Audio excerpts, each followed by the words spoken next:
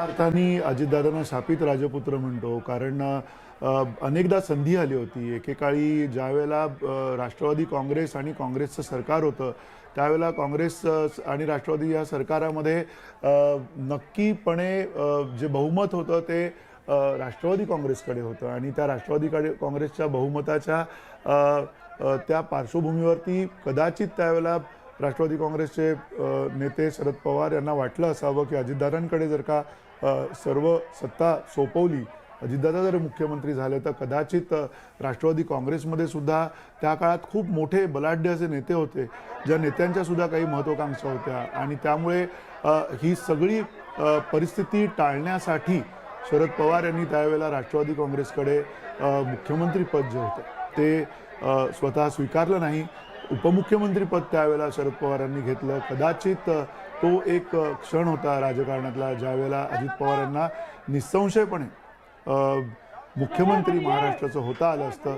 पण हे जरतरचे प्रश्न राजकारणामध्ये काही उपयोगी नसतात, कारण राजकारण हे इतकं सातत्यानं बदलत असतं, बदलणारा पट असतो तो, आणि त्यामुळे अजितदादा हे कधी मुख्यमंत्री होऊ शकले नाहीत. पण मी अगदी खात्रीने सांगू शकतो की अजितदादा यांचा जो वकूब होता, अजितदादा यांच्या व्यक्तिमत्वामधली जी एक पकड होती प्रशासनावरची, ती अनेक मुख्यमंत्र्यांना त्या काळामध्ये म्हणजे मुख्यमंत्री असून सुद्धा त्यांना ती कमी पडेल की काय अशी जरब त्यावेळेला प्रशासनावरती पकड जी होती ती अजितदादांची होती. अजितदादांच्या बरोबर विलासराव देशमुख असतील, अजितदादांच्या बरोबर पृथ्वीराज चव्हाण असतील, या सगळ्यांनी मुख्यमंत्रीपद त्या काळामध्ये जरी भूषवली असली तरी अजितदादांच्या कामाचा उरका जो होता तो वाखाणण्यासारखा होता. त्या कामातला जो उरका होता तो सातत्यानं मोठी धरणांची कामं असतील, मोठमोठे प्रकल्प असतील, त्याबद्दलची त्यांची दृष्टी असेल.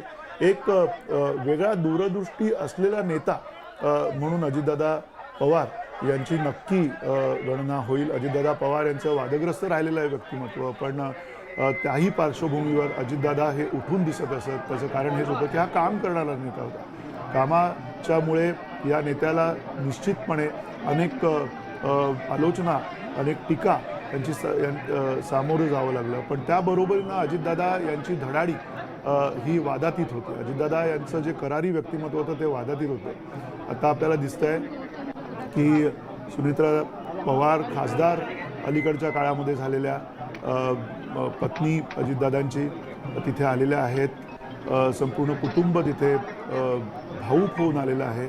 एक अत्यंत कठीण असा क्षण संपूर्ण बारामतीकरांसाठी, पवार कुटुंबियांसाठी आणि एका प्रकारे राष्ट्रवादी काँग्रेस या राजकीय पक्षासाठी सुद्धा. अलीकडच्या काळामध्ये पुढच्या काही दिवसातच कदाचित राष्ट्रवादी काँग्रेस पक्ष हा एकत्रित येईल की काय अशा प्रकारच्या सगळ्या हालचाली झाल्या होत्या. अजितदादा थोडेसे रिलॅक्स वाटत होते. अलीकडच्या काळात आपण ज्याला त्यांना भेटलो होतो त्याला असं वाटत होतं की अजितदादा पुन्हा एकदा एक पूर्णपणे खुल्या मैदानात उतरून बॅटिंग करतील की काय अशा प्रकारचे जे अजितदादा खूप मोकळे वाटत होते. त्यांच्यावरचा जो एक ताण असायचा तो ताण कमी झालेला दिसत होता.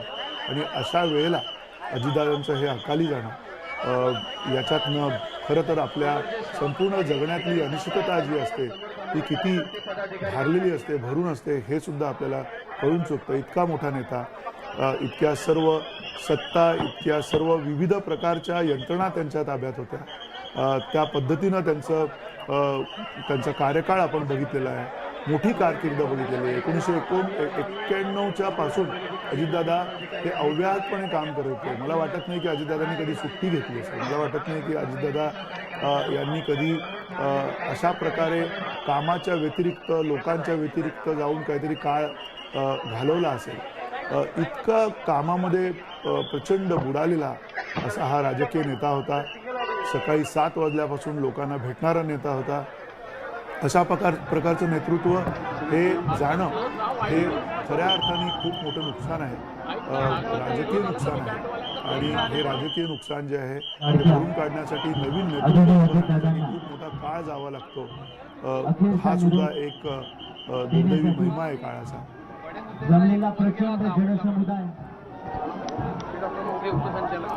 तर ही थेट दृश्य आपण पाहतोय विद्या प्रतिष्ठानच्या प्रांगणातली ही दृश्य आहेत. अजित पवार यांचं पार्थिव विद्याप्रतिष्ठानच्या प्रांगणात मैदानात दाखल झालेलं आहे. शासकीय इतमामात त्यांच्यावर आज अंत्यसंस्कार करण्यात येतील. अगदी थोड्याच वेळात सगळ्या विधींना आता सुरुवात होईल. थोडं लांब गेलं की घर करते जवळ